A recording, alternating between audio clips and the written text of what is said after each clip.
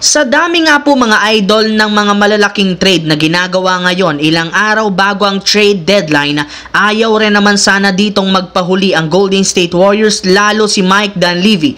In fact, dalawang team nga agad ang sabay niyang kinausap. Ito ay ang Chicago Bulls at ang Miami Heat kung saan plano nga sana niyang makuha sina Zach LaVine, Nikola Vucevic at Jimmy Butler. Willing na nga sana sila ditong isakripisyo sina Andrew Wiggins, Jonathan Kuminga at ilan sa mga draft pick. Ngunit ni isa man dito, wala silang nakuha. Ayon sa source, makukuha nga daw sana kamuntika na ng Warriors sina Zach LaVine at Nikola Vucevic mula sa Bulls. Ngunit agad nga sila ditong nag-back out dahil pinili nga nilang kunin si Jimmy Butler at nagsabi rin naman itong ayaw niyang pumirma ng kontrata sa Golden State. Kaya sa huli, wala nga silang nagawa ni isa mang trade sa kanilang negosasyon sa Miami Heat at Chicago Bulls. Kaya hindi na nga ito magandang senyalis para sa prangkisa ng Golden State Warriors. Samantala, marami nga po mga idol ang nadismaya sa pag-trade ng Dallas Mavericks kay Luka Doncic kahapon.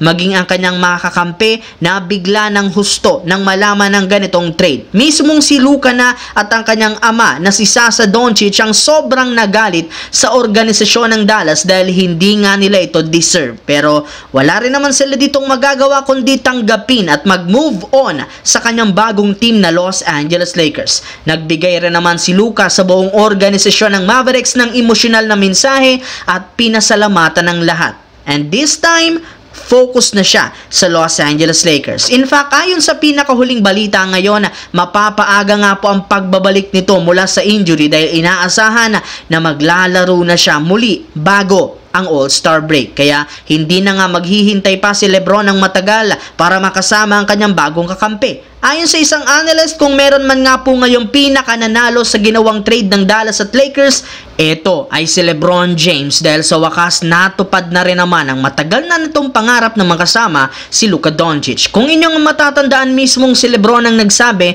na gusto niyang maging kakampi si Luka at nangyari na nga ito ngayon. Ito rin naman ang mismong rason bakit mas pinili nito na hindi mag-request ng trade sa Lakers sa kabila ng pagtanggal nila sa kanyang long-time teammate na si Anthony Davis. Sa kabilang banda, base nga po sa inilabas ngayon, tuluyan na nga pong naisakatuparan ng San Antonio Spurs ang kanilang plano matapos nilang makuha sa wakas si De'Aaron Fox mula sa Kings sa isang 3-team trade scenario kasama ang Chicago Bulls. Bale dito makukuha ng Bulls sina Zach Collins, Trey Jones, Kevin Huerter at ang 2025 pick via Spurs. Makukuha rin naman ng Spurs sina Fox, si Jordan McLaughlin, habang ang Kings naman masusungkit sina Zach LaVine, 3 first round pick, 3 second round pick. At dahil sa ginawang trade na ito ng San Antonio, literal mas lumakas ang kanilang lineup na pinangunahan ng kanilang starting 5 na sina De'Aaron Fox, Devin Vassell, Stephen Cassell, Jeremy Sohan at si Victor Wembanyama. Mananatiling malalim ang kanilang bench na sina Chris Paul, Julian Champagnie at si Keldon Johnson. Kaya mukhang magkakaroon ng San Antonio Spurs ng run para sa playoffs, lalo pat as of now nananatili sila sa ika-12 pwesto. Nahihirapan rin naman silang manalo, kaya isang magandang reinforcement ito ang pagkuha kay Fox, gayong magkakaroon sila ng isang legit na scorer sa kanilang lineup.